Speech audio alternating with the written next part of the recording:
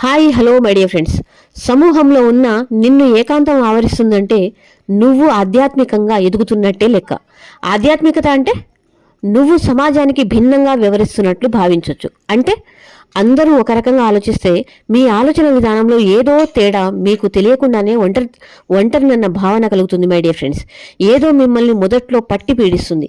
అది ఏంటని మీరు గమనించినట్లయితే ఇంకా ఎవరో మీతో మాట్లాడడానికి సిద్ధం అవుతున్నారు అనేది అర్థమవుతుంది. ఎప్పుడైతే మీరు గమనిస్తారో ఒక్కొక్కటిగా మీకు తెలుస్తుంది మై డియర్ ఫ్రెండ్స్. మీ ఆలోచన విధానం మారిపోతూ సమాజంలో ఉంటూనే ఇప్పటి వరకు లేని ఎన్నో కొత్త అనుభవాలను పొందే అవకాశాలు ఎన్నో మీ దరికి చేరుతాయి. మీరుగానే ఒక మేధావిగా, ఒక యోగిలా ప్రవర్తనలో తేడా వస్తుంది. ప్రకృతి అర్థం అవడం మొదలవుతుంది మై డియర్ ఫ్రెండ్స్. సృష్టి రహస్యాలు, గ్రహాల గమనాలు, ఎదుటి వ్యక్తిలోని భావాలు ప్రతిదీ మీకు అవుతాయి.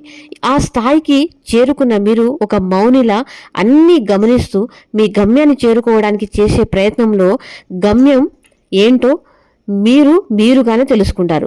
అలా ఒక్కొక్కటిగా ముడులు విడిపోయి అసలైన ఆధ్యాత్మికతను సంపూర్ణత్వానికి చేరువవుతూ మీ నుండి ఇతరులకు వెలుతురుని ప్రసరింపజేయడం జరుగుతుంది.